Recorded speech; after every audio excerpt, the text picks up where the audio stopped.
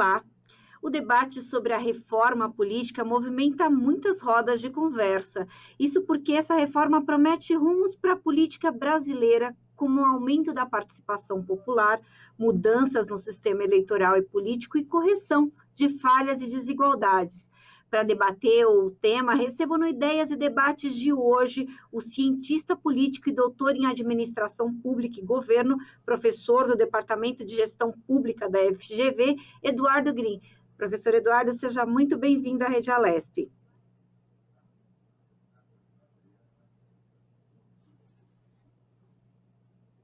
Boa tarde, Melissa. Boa tarde, professor, seja bem-vindo. Recebo também o cientista político com especialização em processo legislativo e controle orçamentário, André César. André, seja muito bem-vindo à Rede Alesp. Olá, muito obrigado, agradeço muito o convite. Eu queria começar com o professor Eduardo. Professor, a nossa Constituição ela é de 1988. A gente não teve uma reforma política significativa ao longo desses anos que a reforma, mais de 30 anos que a gente tem essa Constituição. E aí teve algumas questões apenas esporádicas, como a lei da ficha limpa, que foi uma iniciativa popular. Por que essa reforma política ainda não aconteceu? Desde a época do governo Fernando Henrique, fala-se na reforma política e ela não aconteceu. Por quê? Bem, essa é uma pergunta bastante importante e, como você bem lembra, Melissa, boa tarde também, prazer estar com o André aqui, que eu não havia cumprimentado. O elemento importante, primeiro, a lembrar, e a reforma política é feita pelos próprios atores que vão ou se beneficiar dela ou, eventualmente, se avaliam que terão algum prejuízo com ela. Nesse caso, é o Congresso Nacional que faz a reforma, porque ela é uma mudança constitucional, ou, eventualmente, se for de caráter menos relevante, é uma mudança na lei. E se os parlamentares, se o Congresso avalia que alguma medida poderá significar alguma redução das suas prerrogativas, isso acaba jogando o tema da reforma política sempre para um segundo plano. Por essa razão, inclusive, é que o exemplo que você deu da lei da ficha limpa, vale lembrar que resultou de uma iniciativa popular e que, dada a pressão na sociedade brasileira, tornou-se impossível para o próprio parlamento rejeitar essa medida. Outras iniciativas que foram feitas de reforma política foram muito superficiais. Mudanças no que diz respeito à prestação de contas, mudanças no que diz respeito à maneira de utilizar recursos para fazer comícios, marketing de campanha, mudanças no que diz respeito à data em que presidentes deveriam assumir, vereadores e governadores do cargo, ou seja, então, o Congresso ele passa para a sociedade uma ideia que ele faz algumas mudanças, mas que elas são superficiais e elas não atacam aquilo que é o mais importante de um sistema eleitoral, que é saber se ele consegue responder a duas questões. Qual é a sua efetiva capacidade de representação da opinião pública e qual é a capacidade que ele tem de produzir governabilidade do sistema político e gerar decisões que sejam capazes de representar avanços para a qualidade de vida da população. Então, dados esses dois parâmetros, esse debate no Brasil ele segue interditado. Portanto, é importante que ele se coloque, e mais do que isso, que ele deixe de ser um tema apenas restrito ao Congresso.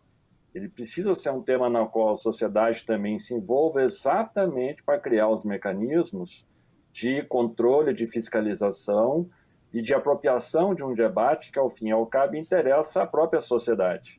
E não interessa apenas ao parlamentar, ao senador ou ao deputado que está lá, sobretudo, nesse caso, olhando os deputados, né? Então, é nesse sentido que eu entendo que a reforma política é um tema sempre levantado como importante, mas que ele precisa mudar a forma com a qual ele vai ser tratado e uma maior participação da sociedade. Vide o êxito logrado, mais uma vez, com o seu exemplo bem lembrado, da lei da ficha limpa.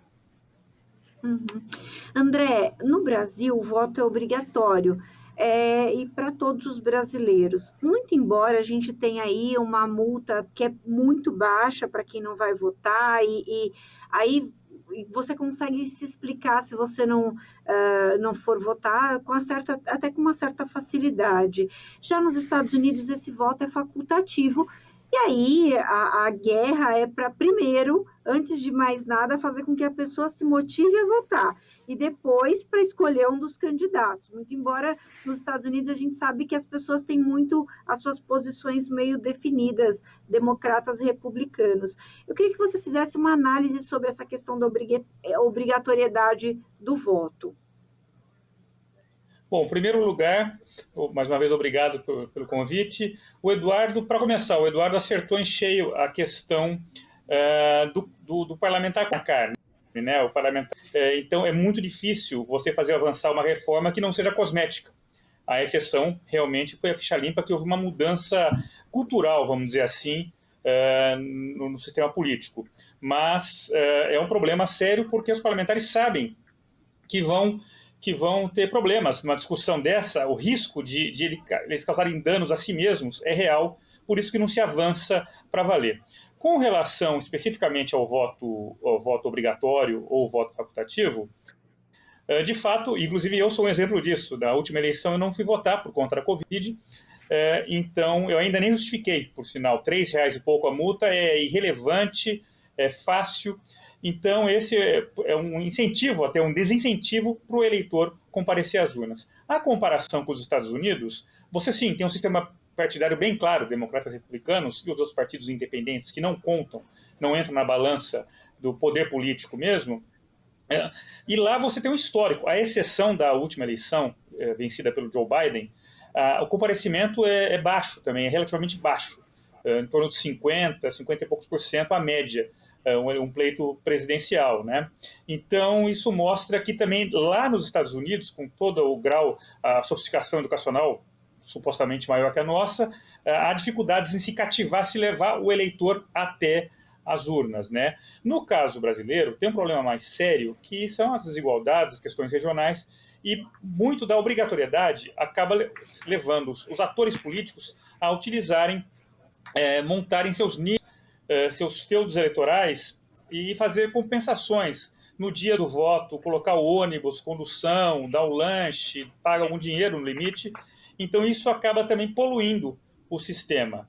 É uma questão fundamental a questão do voto ser obrigatório e facultativo, mas dada a amplitude do tema e os várias frentes que nós temos que encarar, para valer numa reforma política real, se a gente quer mesmo, eu acho que seria uma questão mais acessória. Mas eu, particularmente, favorável aqui no Brasil, já num texto constitucional, numa alteração constitucional, que se jogue o voto facultativo, que eu acho que melhora a qualidade da representação no limite do voto mesmo. Professor Eduardo, a gente tem muito especialista, muito cientista político que acha que se o voto se tornar facultativo, as candidaturas de esquerda vão ter uma vantagem, uma vez que atribui-se uma politização a essas candidaturas. O senhor concorda com essa análise?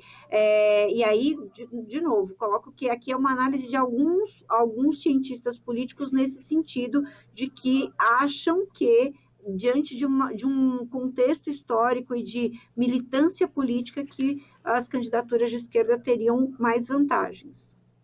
O senhor acha que isso é assim mesmo? Não entendo que seja assim, né, porque nós conseguimos, tomando o fato presente, nós temos forças políticas hoje representadas na sociedade que estão, no mínimo, para dizer, no polo oposto do que nós poderíamos considerar nesse espectro ideológico de esquerda, e que têm conseguido gerar mobilizações de rua bastante significativas. Por exemplo, apoiadores do atual governo. Nós tivemos mobilizações de rua de grande amplitude em favor do impeachment da ex-presidente Dilma Rousseff. Então, não creio que esse argumento ele seja válido para, eventualmente, rechaçar uma mudança do voto obrigatório para o voto facultativo. A gente poderia lembrar, inclusive, uma outra questão. Se o voto é obrigatório, ele se torna uma exigência constitucional.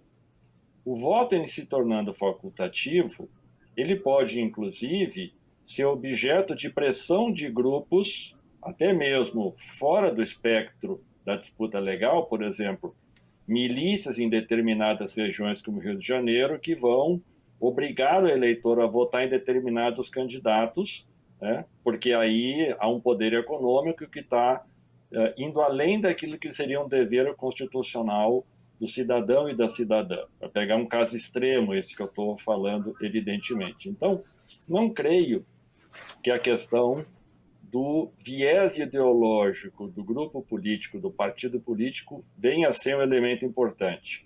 O aspecto mais importante aí na discussão do voto obrigatório e do voto facultativo, a meu juízo, é o quanto nós vamos conseguir ampliar o envolvimento da sociedade na política.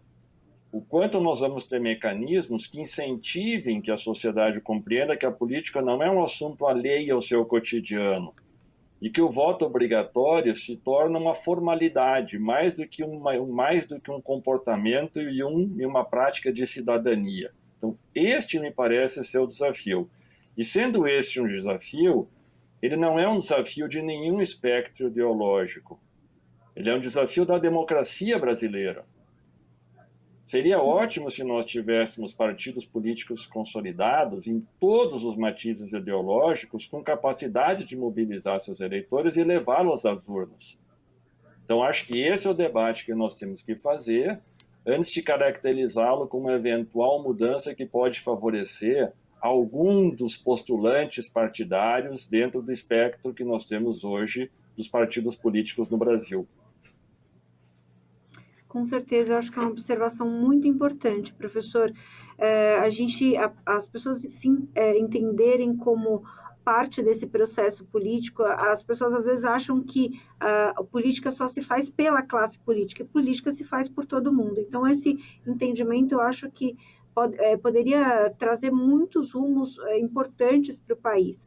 Agora, André, a gente vem observando nas últimas eleições um aumento significativo dos votos brancos e nulos. De alguma forma, se a gente analisar essa quantidade de votos, a gente pode colocar aí como um protesto, digamos assim, desse eleitorado. Se a gente tornar o voto facultativo, você acha que esse protesto pode migrar para não ir votar ou as pessoas vão continuar querendo demarcar na urna a sua posição? Não quero fazer escolhas.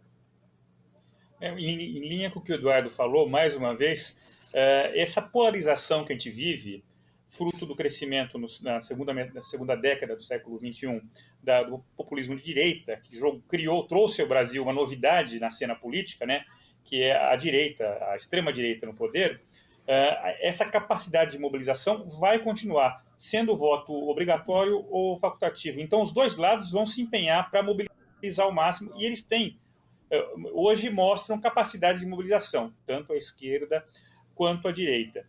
O problema do voto branco, nulo e a própria ausência é a descrença da classe política como um todo. Isso é fruto de anos e anos e anos de notícias ruins. Você tem, desde a redemocratização, 2 presidentes que sofreram impeachment, você tem vários escândalos, mensalão, petrolão, agora a questão da CPI da Covid, a questão do tratoraço ainda mais recente. Então, são esses elementos, o dia a dia da política, que já é um tema árido para o cidadão comum, para o cidadão médio, então isso vai desgastando. Para que eu vou lá? Se eu vou votar no fulano ou ciclano, vai ser a mesma coisa, o resultado vai ser o mesmo. Quem estiver lá vai estar se completando, ele e o grupo dele. Então, o importante é tentar cativar, melhorar a qualidade do debate, mostrar efetivamente para a sociedade a importância da participação política, do bom debate, né? E só a partir disso, é um trabalho difícil, é um trabalho sofisticado, e num país de dimensões continentais como o nosso, nada fácil, né? A história mostra isso. Mas, de fato, eu vejo que assim, o quadro muda pouco. A gente vai ter os polos realmente degradando ou tentando manter os espaços que detém, e no quadro geral mudaria muito pouco, dando a realidade de hoje. Professor, a ideia do voto distrital tem sido muito debatida aí por vários políticos. Sempre que a gente fala em reforma política, essa ideia do voto distrital vem à tona. Eu queria que o senhor explicasse um pouquinho o que é esse voto distrital e como é que o senhor vê essa opção. Se o senhor acha que é bacana para o país a gente passar a ter o voto distrital. Então, Melissa, eu começo pelo fim da minha primeira resposta. O debate sobre qual é o melhor sistema eleitoral, ele tem que se fazer algumas perguntas prévias. No caso brasileiro, o que leva a nós termos recorrentemente esse debate sobre a mudança do nosso sistema eleitoral proporcional em lista aberta por outras alternativas existentes em outros países, olhando para uma maior eficácia do funcionamento do sistema eleitoral, tendo por referência o voto distrital, que acontece de diferentes tipos e desenhos conforme o país. Mas, de todo modo, acho que a primeira pergunta é por que, no caso do Brasil, nós temos esse debate sobre a mudança do nosso sistema eleitoral. E eu terminei dizendo a primeira resposta é que sistemas eleitorais têm que buscar responder duas questões. Como garantem a representação da sociedade, porque, ao fim e ao cabo, democracias representativas traduzem opinião pública em representantes eleitos, e como ela pode gerar regras que facilitem a governabilidade de quem venha a ser eleito. Então, esta ponderação, ela sempre é respondida de forma imperfeita por qualquer sistema eleitoral. Dou um exemplo, então, começando a te responder. No caso dos sistemas de voto distrital misto puro, cujo exemplo mais paradigmático é o inglês, é o do Reino Unido, nós temos lá uma ênfase na governabilidade. É um sistema na qual nós temos, há pouco tempo, um terceiro partido que entrou no pleito, na disputa dos pleitos, que é o Partido Liberal, mas, historicamente, é uma disputa polarizada dos distritos pelos conservadores e pelo Partido Trabalhista. Mas por que ele é imperfeito? Porque ao privilegiar a eleição de um só eleitor num distrito eleitoral, que é geograficamente delimitado, e por uma regra no qual aquele que tem maioria simples de voto representa todo o distrito, nós deixamos de representar várias correntes de opinião naquele território que poderiam também ter condições de expressar seus pontos de vista no parlamento. Portanto, privilegiamos, no caso inglês, a governabilidade em detrimento da representação das correntes de opinião no território. Então, o voto distrital misto tem esta característica. Pensando ele para a realidade do Brasil, a meu juízo, seria extremamente danoso, porque o Brasil é uma sociedade extremamente plural, com diversas correntes de opinião, com uma enorme diversidade cultural, com várias manifestações existentes de distintas correntes de opinião na sociedade. E imaginarmos, por exemplo, apenas para hipotetizar, um estado como São Paulo, dividido em 40, 50, 60 distritos que fosse, e em cada um deles nós tivéssemos um só representante eleito, me parece algo extremamente fora da realidade daquilo que é a complexidade de um país como o Brasil. A segunda vertente, e essa tem sido há alguns anos trazida como referência que poderia ser utilizada no Brasil, é o modelo alemão, o chamado voto distrital misto, no qual o eleitor deposita 2 votos na urna. Um voto no seu candidato de preferência e um voto no seu partido de preferência. Então, cada distrito eleitoral elegeria um candidato majoritário, portanto, representante da maioria dos votos naquele candidato, e o restante distribuído proporcionalmente entre os demais partidos. Tem outras regras secundárias aqui, mas não vem ao caso explicar. E esse, então, seria um modelo que no Brasil seria capaz de produzir, para aqueles que o defendem, esse melhor equilíbrio entre a representação do distrito mais próximo do eleitor, que escolheu um candidato, e, ao mesmo tempo, sem deixar de lado a representação proporcional das várias correntes de opinião. Eu entendo que, inclusive, este modelo também tem problemas, no caso brasileiro, que seria, como é que nós vamos redesenhar os vários distritos eleitorais para conseguir identificar claramente que uma determinada circunscrição territorial ela é representativa de um determinado tipo de deputado.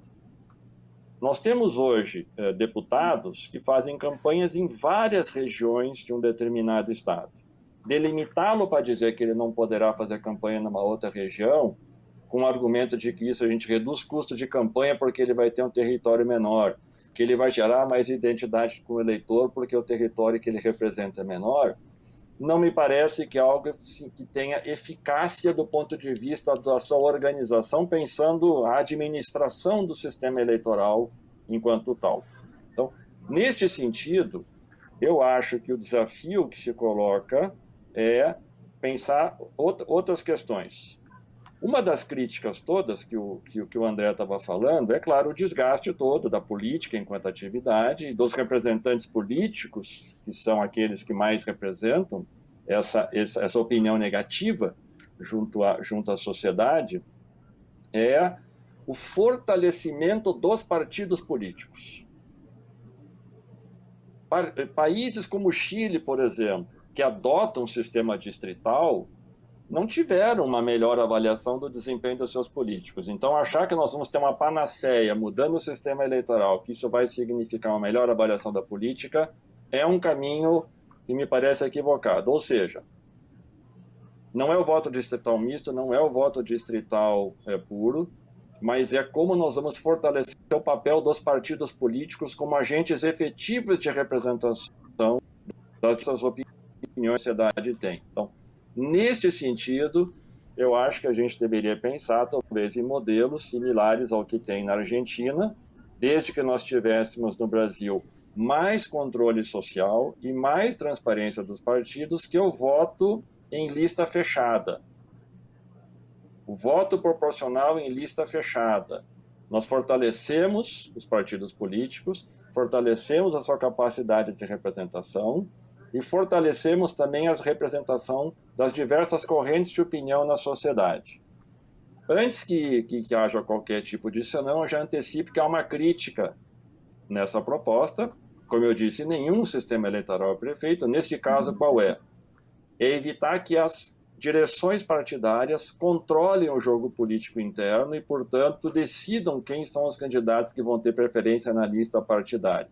Por isso que eu fiz essa ressalva, que seria um modelo similar ao que tem na Argentina, que inclusive privilegia enormemente não só a escolha de candidatas femininas, mas a sua própria representação no parlamento, porque de cada 3 candidatos em lista, um tem que ser uma representante mulher, desde que nós tivéssemos no Brasil também mecanismos mais claros de transparência partidária e de controle da sociedade sobre como os partidos políticos funcionam. Então, eu entendo que esse talvez pudesse ser um caminho para nós iniciarmos esse debate complexo que em algum momento nós deveremos travar pensando no desfecho do debate sobre a reforma política no país. Debate complexo, mas extremamente interessante, professor. Esse é um modelo que, com certeza, traria uma revolução na política do país. Aí poderia, claro, como o senhor falou, funcionar ou não, mas aí, com certeza, mudaria muito os rumos da política no Brasil. O senhor comentou na sua resposta sobre a questão da campanha, não daria para colocar, por exemplo, um deputado fazendo uma campanha num lugar só. Não é só a questão da campanha, né, professor? É o recurso também. Depois de eleito, o parlamentar, ele destina recurso e, obviamente, que depois vai fazer essa campanha nessa determinada cidade. Então, quer dizer, acabaria de alguma forma limitando o recurso. Aí a gente entra num outro problema, da questão dos entes federativos, aí, da distribuição de recursos que eles precisam de outros aportes aí para conseguir sobreviver. Então, a questão realmente é muito complexa, não é simplesmente fazer uma reforma, pronto, acabou. Tem muito para ser debatido aí, muitas coisas aí para ser discutida. André, a gente sabe que as pessoas são eleitas em número de votos. Tem um volume grande de votos, essas pessoas são eleitas, mas elas trazem outras pessoas que acabam não tendo esse grande volume de votos e também conseguem conquistar cadeiras aí, principalmente nos parlamentos, em função desse sistema.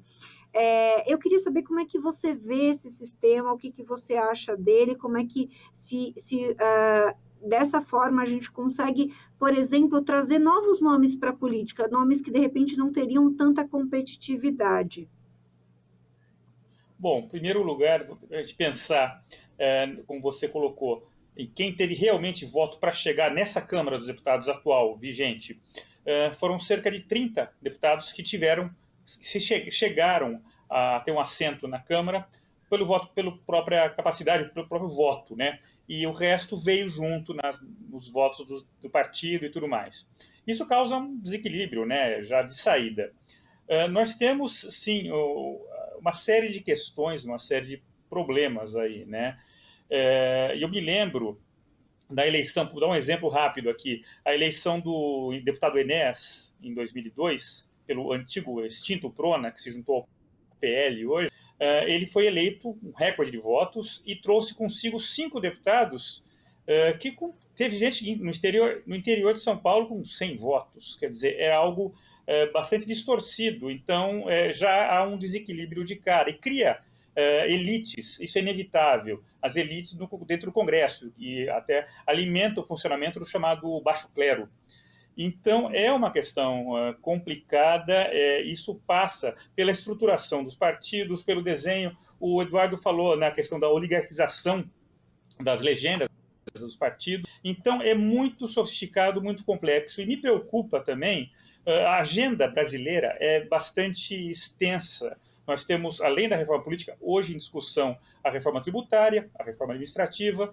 Então, é difícil concentrar energia, o Congresso concentrar energia, de fato, nessa matéria que é tão importante e que pode causar danos à classe política, né, nas elites políticas. Então, eu vejo essa manutenção desse status quo que está se desenhando, que se desenha no horizonte aí, e eu sou muito cético. Desde muito tempo que a gente acompanha o Congresso, sempre se coloca a reforma política em pauta, e essa colocação agora do presidente Arthur Lira, de novo, em retomar a discussão, a partir de uma PEC de 2011, uma proposta de emenda constitucional de 2011, me parece também um jogo para tentar jogar cortinas de fumaça em cima de outras questões, até de crises políticas, crise interna, que podem causar problema. Então, mas é o modelo que nós temos. É difícil a gente pensar em alterações efetivas. Professor Eduardo, em 2020, o TSE lançou uma resolução que determinou 30% das candidaturas como sendo femininas. Eu queria que o senhor analisasse essa questão, principalmente porque a gente sabe que durante muito tempo a gente não tínhamos candidatas. E aí tem uma outra questão no meio desse caminho, do eleitor ter essa representatividade, ter esse voto representativo, que me parece que tem crescido significativamente. A gente pode ver, por exemplo, numa análise da Câmara de Vereadores, aqui da última eleição, cresceu significativamente, mas ainda tem um grande caminho, me parece, né? Um grande caminho a percorrer até se equiparar homens e mulheres dentro das casas legislativas. Eu queria que o senhor fizesse uma análise sobre isso.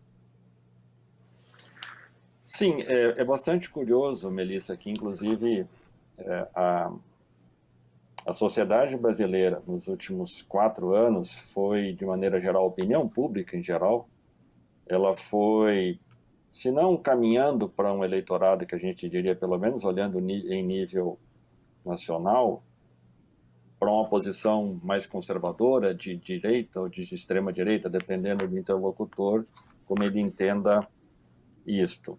Mas, por outro lado, as eleições do ano passado, em especial municipal, elas mostraram uma grande diversidade, ou proporcionalmente falando, uma diversidade bem maior do ponto de vista da representação eleitoral, considerando aquele que ainda é o paradigma dominante, que é o político eleito homem branco e com escolaridade mais elevada. Então, nós tivemos várias representações de minorias sexuais, minorias raciais e um aumento também da representação feminina.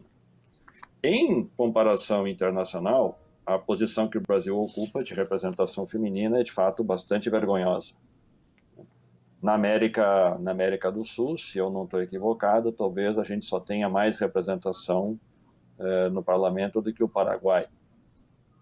Se não me falha a memória aqui, talvez o André possa me ajudar aqui com esse dado, se ele estiver presente.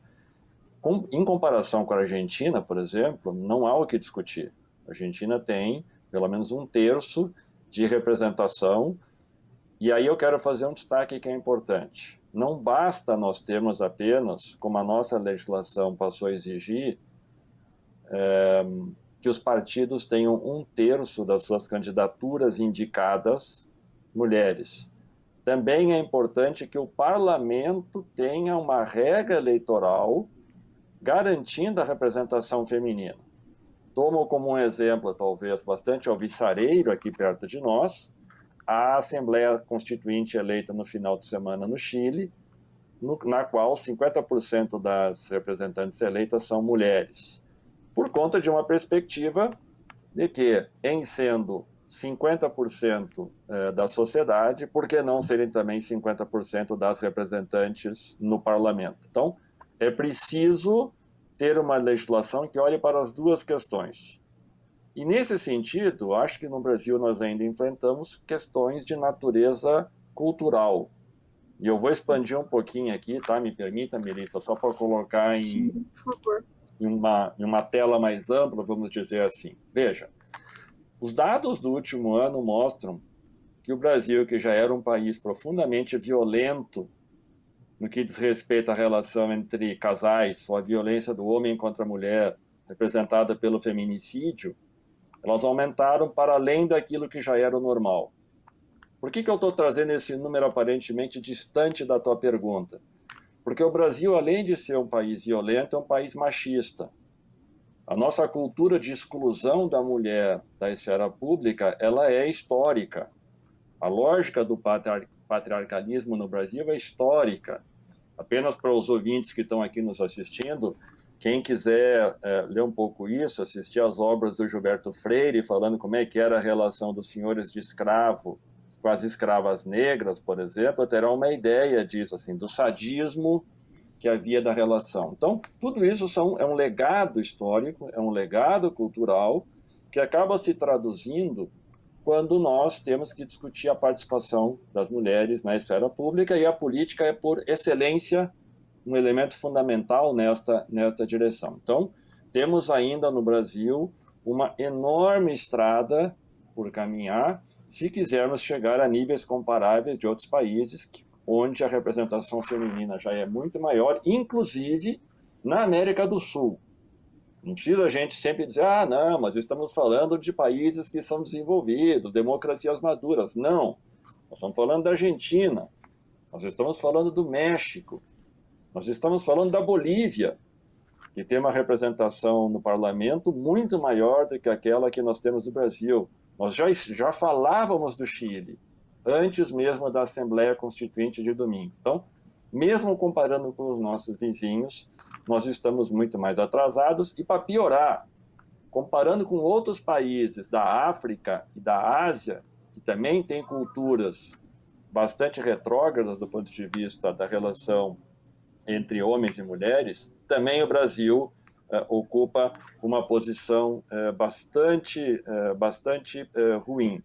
Ou seja, o Brasil está, aí de novo puxando pela memória, em 193 países, o Brasil ocupa a 133ª posição em representação de mulheres no parlamento.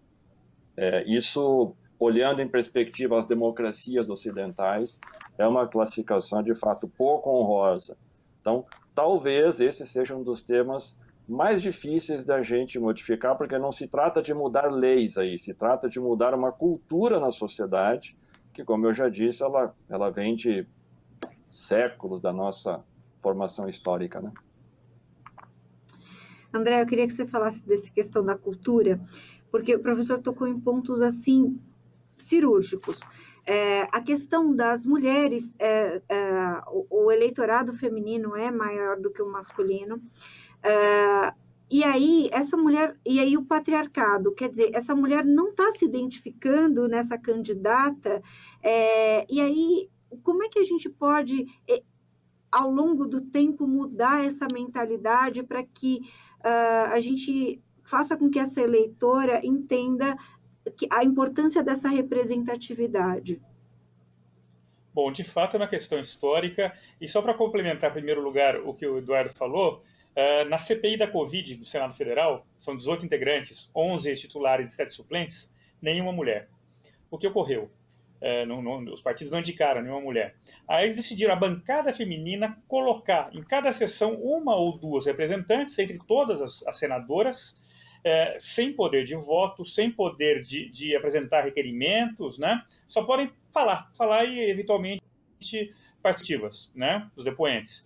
E elas estão colocando isso, olha, os partidos não se interessaram por ter pelo menos uma representante, fizeram um movimento histórico. Então, pela primeira vez na história do parlamento brasileiro, nós temos representante da bancada feminina. É um ganho, nesse sentido, esse barulho, de bater esse bumbo que é fundamental, em cima do atraso, que é a perfeita comparação com o Chile de agora, né? Então, mostra que nós temos muito que caminhar. É cultural, como o Eduardo falou, são décadas, séculos de submissão da mulher, e quando você tem um contexto hoje, o grupo dominante, o grupo no poder, tem uma agenda, na sua grande agenda, tem uma pauta de costumes contra a legislação que se avançou bastante, cotas, LGBT, questões da mulher, isso atrapalha ainda mais a participação efetiva da mulher. São novos obstáculos extras, que são fruto de uma realidade que a gente está vivendo. Quer dizer, o Brasil não consegue superar, vai na contramão da realidade, e isso atrapalha realmente. Você não tem integrante na mesa diretora, o Senado tem uma suplente, a Leila é a única suplente lá atrás da mesa. Então, há muito que avançar. Houve a candidatura da senadora Simone Tebet à presidência, e nem o partido dela, o MDB, apoiou-a no final. Houve uma divisão interna, uma fragmentação dos votos. Então, tudo isso mostra que há muito que trabalhar. E eu quero crer que, olhando esses exemplos aqui continentais, nossos vizinhos, e a partir do mais recente do Chile, pode ser um espelho, mas é um trabalho de formiguinha de muito tempo, que não vai se resolver de uma legislatura para outra, de uma eleição para outra, e a pauta está aí. A agenda da mulher, e ela sendo maioria do eleitorado, como você bem colocou, em tese seria fácil, nós somos maioria, nós vamos ter maioria também.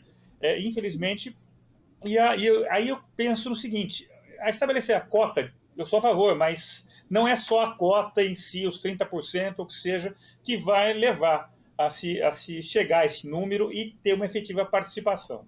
Essa é uma questão de longuíssimo prazo, que também tem que estar dentro do pacote mais completo, da ampla reforma política, mas esses pequenos movimentos dentro dessa catástrofe, na minha opinião, que eu defendo muito essa causa, são importantes para alertar e mostrar para a sociedade, olha, temos representantes de qualidade que têm propostas interessantíssimas, e aí não vamos fulanizar aqui, mas parlamentares em atividade maravilhosas, então tem que se avançar nesse rumo.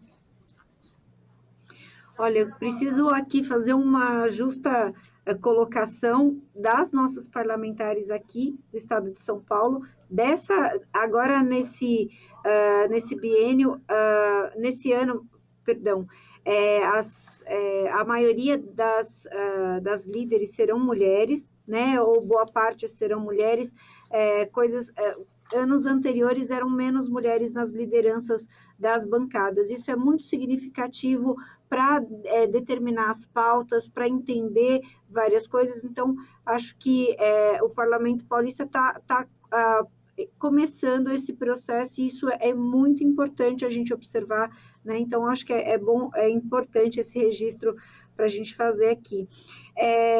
Uma outra questão essa das mulheres, a gente poderia ficar aqui horas debatendo, que realmente é muito complexo e importante, mas eu queria passar para outras pautas, porque o assunto também é complexo e importante. E aí, uma outra questão é a do voto secreto.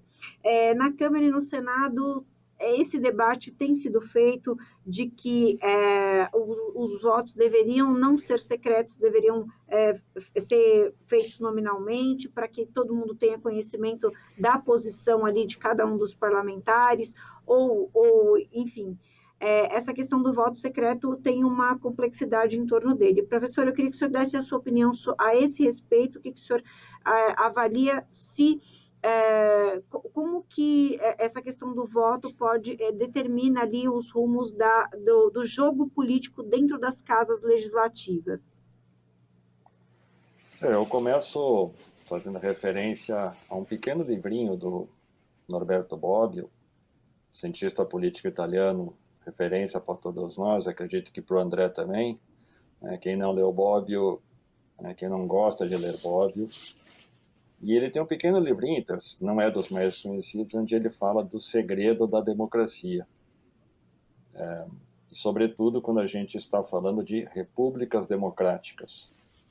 Se repúblicas são governos, para usar o clichê mais conhecido, da coisa pública ou do público para o público, um princípio fundamental é o da transparência. Porque os governantes, eles são agentes da sociedade. Eles não são personalidades que se criam apenas por um ato de vontade. Eles estão lá porque tem uma regra que decide que, para tomar decisões coletivas em sociedades, é preciso que a gente escolha algum representante. Por que eu começo por aí? Porque uma vez que um representante ocupa um espaço de natureza pública, tudo aquilo que ele vier a decidir precisa estar ancorado em alguma questão que tem efeito público e, ao mesmo tempo, precisa retornar para o público. Então, acho que qualquer que seja o voto secreto, ele para dizer o mínimo, questionável a partir dessa lógica de que democracias não têm segredos para a sociedade. Em geral, o argumento oposto a esse é que, em determinados tipos de votos, que envolvem, às vezes, escolhas importantes, como um determinado indicado do presidente para um posto-chave naquilo que a Constituição reserva, como ministro do Supremo, como um embaixador, no caso do Senado, que eu estou me referindo, ou, eventualmente, em votações que envolvem até punir colegas parlamentares que estiverem envolvidos em algum escândalo e que podem correr o risco de perda de mandato, para tomar esses 3 exemplos apenas, em alguns tipos de votações, para que o parlamentar não tivesse nenhum tipo de problema de expressar a sua verdadeira opinião, ele teria reservado o direito de ter o voto não público, mas ter um voto secreto. Eu, honestamente, acho esse um argumento extremamente frágil. Acho que esse é um argumento que ele, inclusive, ele fortalece não a autonomia do deputado, não a autonomia do parlamentar, não fortalece a autonomia do senador ou de quem quer que seja. Ele abre espaço para todo tipo de barganha, negociação ou acordos que são feitos aí, como diz o Bobbio, em segredo, sem que a opinião pública tenha condições de saber o que motivou determinada escolha daquele voto, e, porventura, a própria sociedade pode ser penalizada porque algum parlamentar envolvido em corrupção pode seguir mantendo seu cargo, algum acordo prévio feito entre o presidente e o Congresso para indicar alguém para uma agência regulatória, alguém para o Supremo Tribunal, alguém para uma embaixada, e, portanto, o voto secreto ele pode representar esses acordos ou negociações que a sociedade não sabe e talvez nunca venha a ter conhecimento. Então, partindo desta premissa, e num mundo cada vez mais conectado por meio de redes transparentes e tal, eu entendo que não deveria haver nenhum tipo de restrição para que a sociedade tivesse conhecimento de todas as posições políticas dos seus parlamentares eleitos e, portanto, todos os votos pudessem ser abertos. Porque se o argumento do constrangimento ou do cerceamento da liberdade de expressão é aquele que vem a ser utilizado, eu acho que o problema que nós temos é mais de fundo. Nós estamos, neste caso, lidando com um problema aí de exercício da liberdade de expressão, que ele é revelador muito mais de eventuais fragilidades da democracia do que propriamente de um atributo que deveria garantir ao parlamentar a prerrogativa de quando ele pode ou não votar seguindo regras específicas com voto aberto ou com voto fechado. Uhum. Muito bacana, muito importante a colocação que o senhor fez, professor. A gente está com o nosso tempo já está acabando. Esse debate, por mim, a gente ficaria aqui horas e horas conversando sobre o assunto que é importante para todos nós. Mas eu queria deixar uma última pergunta para as considerações finais, porque eu acho que é muito importante a gente colocar isso. As pessoas foram condicionadas no Brasil a dizer que política e religião não se discutia. Eu queria que vocês comentassem esse dito popular que foi se difundindo aí ao longo das décadas e que as pessoas acabam, com isso, deixando de conversar questões que são próprias do cotidiano para não entrar num atrito político. E aí eu queria que vocês completassem falando sobre por que é tão difícil fazer essa reforma política no Brasil. Professor Eduardo, por favor. Eu acho que eu vou deixar, se me permitir, Lícia, já que eu falei agora, deixar o André falar antes de mim, então. Bom, por favor, André, então obrigado, Eduardo, obrigado. Não, a questão é simples. Política é uma questão, é um tema chato, que eu sempre falo. Para gostar de política tem que ser meio maluco, no nosso caso aqui, né? E realmente a paixão da política que nos move não se replica no dia a dia do cidadão médio, porque tem N questões na cabeça. Os boletos, né, os filhos, o trabalho, o cotidiano, enfim. Então a política aparece como uma coisa chata feita para atrapalhar, né? E a classe política está aí sempre sendo atacada, sempre tendo problemas gerais junto à opinião pública. Mas eu acho fundamental alimentar esse debate. Eu trabalho também com uma questão feminina que a gente falou há pouco, é um trabalho de longuíssimo prazo, só que no contexto que a gente está vivendo, essa polarização maluca, não há debate. Há tiroteio, né? Você fala A, o outro fala Z. Então, esse é outro obstáculo nesse quadro geral que dificulta. Mas seria fundamental, sim, a educação política, o envolvimento no debate, que pode começar na comunidade, na escola, no trabalho, né? Então, a partir disso, o cidadão, ir se inteirando mais e tentando se alimentar de informação, da boa análise, para montar realmente um corpo mínimo de raciocínio para colaborar efetivamente nessa coisa mais ampla, né? Não é fácil, é um velho sonho nosso, mas eu creio que talvez com as comunicações mais fáceis hoje, com a internet, que também gera problemas, mas é outro debate esse, mas com o acesso à informação que a gente tem mais facilitado, e até o acesso ao parlamentar, a quem você votou, você entra no site dele, entra na página, entra no site do gabinete, torna tudo isso, essa participação, esse debate mais fácil. Agora a questão é avançar nisso. Professor Eduardo?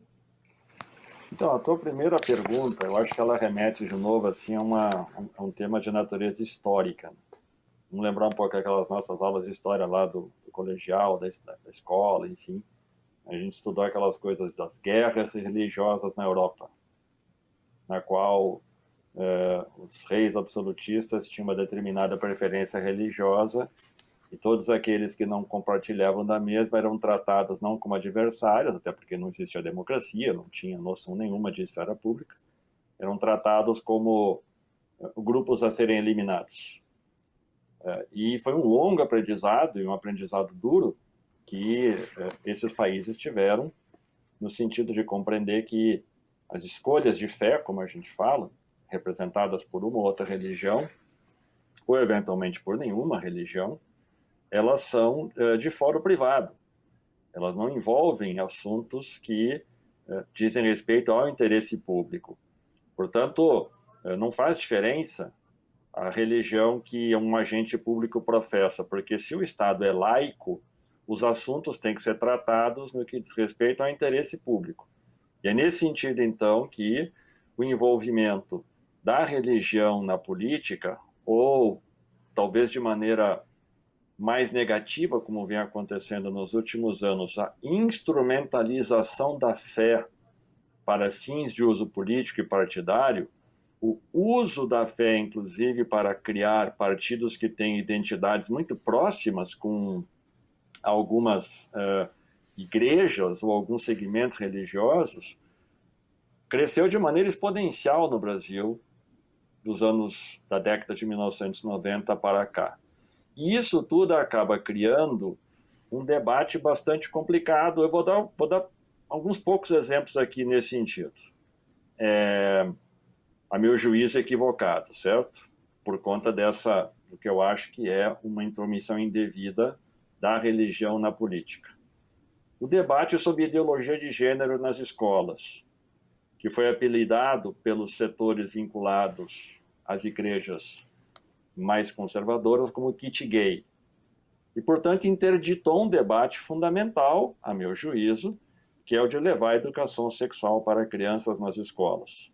Não estou entrando no mérito aqui de qual seria o conteúdo, mas é um debate que precisa ser feito porque, enfim, são temas que hoje afetam, sobretudo, crianças e adolescentes. A segunda questão mais recente é esse argumento da escola sem partido, que embute também um outro argumento bastante complicado, que é a implantação ou não por meio de lei do homeschooling.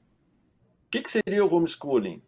É o argumento de que as famílias querem ter liberdade para educar seus filhos e suas filhas segundo suas profissões de fé. Ora, se o Estado é laico, a educação das pessoas ela tem que respeitar conteúdos que dizem respeito à realidade do país e não a determinada profissão, uma escolha religiosa. Um terceiro exemplo para finalizar, o debate da escola sem partido, que acabou sendo apropriado por esses mesmos segmentos, com a ideia de que se o professor não professa uma determinada visão acerca da existência de Deus, do cristianismo, ou questões nesta linha, ele é um debate que não pode ser considerado válido porque ele estaria fazendo ideologia no seu ato pedagógico. Então, questões como essa, a meu juízo, mostram como a entrada da religião na política, ela enviesa o debate e dificulta que nós façamos uma discussão em temas que são relevantes. Tá?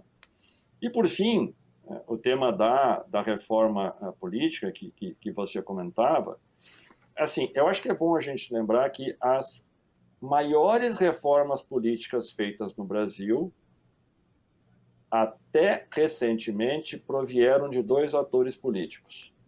O presidente da República, e aí o maior exemplo está na emenda constitucional prevendo a reeleição, ou provieram do Supremo Tribunal Federal, até 2017, quando proibiu as coligações nas eleições proporcionais. Depois de 2017, 2015, se eu não estou equivocado, agora eu já não lembro mais, 15 ou 17, quando a nova lei eleitoral foi aprovada, novamente impedindo a partir do ano de 2020 as coligações. 2020, é isso, né? Ou 2018? Agora nossa memória está me traindo aqui. A primeira eleição 20. na qual nós não tivemos coligações foi 2020, né? 20, 20, é isso. Obrigado, André. Eu estava com a memória aqui falhando, viu, Melissa? Essa, portanto, foi talvez uma sinalização importante. Em que sentido eu volto ao meu argumento anterior? Até 2015, quando nós tivemos o início de uma nova revisão do financiamento de campanha no Brasil, com a proibição das empresas de darem dinheiro para partidos políticos, e, na sequência, uma legislação que começou a colocar cláusula de barreiras para partidos e começou a colocar o impedimento das coligações para eleições legislativas, no sentido de evitar fenômenos como o do Enéas, que o André falava, foram mudanças feitas sob pressão da sociedade por dentro do Congresso. E, portanto, eu quero reiterar esse aspecto. Deixar do Congresso sozinho, sem pressão social, acontece o que o André disse. Já tiraram da gaveta uma emenda constitucional para voltar a fazer o debate do retorno das coligações nas eleições proporcionais. Já ressurgiu no Congresso o debate sobre financiamento empresarial de campanha.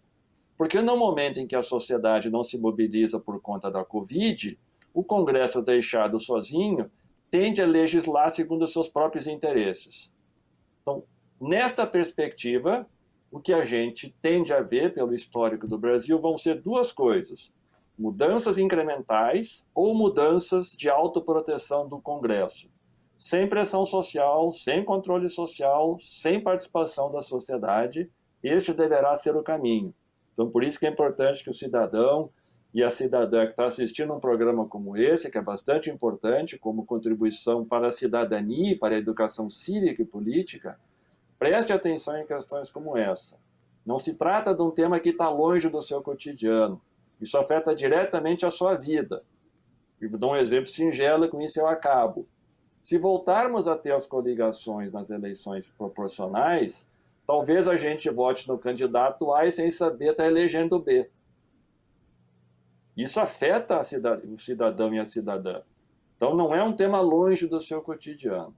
Por isso que é importante que discussões como essas estejam sempre ao alcance do público. Então, aqui agradeço a oportunidade e elogio também a iniciativa da TV Alesp com esse debate. Eu agradeço a oportunidade de debater com ambos, foi uma conversa muito, como dizem os deputados aqui, muito profícuo, né, usando uma palavra que eles gostam de usar bastante no dia a dia, mas foi um debate muito bacana. É importante que a gente, sim, discuta política, com certeza nas casas legislativas também, mas no dia a dia é importante para que a gente entenda o nosso papel na sociedade. Muito obrigada, professor Eduardo, muito obrigada, André, pelo essa troca de conhecimentos nesse programa de hoje. Muito obrigada. Esse foi mais um Ideias e Debates. A gente falou um pouco sobre reforma política. Eu recebi aqui no Ideias e Debates o Eduardo Green, que é cientista político, doutor em administração pública e governo e professor do Departamento de Gestão Pública da Fundação Getúlio Vargas de São Paulo. Recebi também o André César, cientista político formado pela Unicamp, com especialização em processo legislativo e controle orçamentário, que atua como consultor político há mais de 20 anos. Muito obrigada pela sua companhia. Você fica agora com a programação da Rede Alesp. Você pode rever esse programa e outros programas da Rede Alesp nas nossas redes sociais. Obrigada e até a próxima.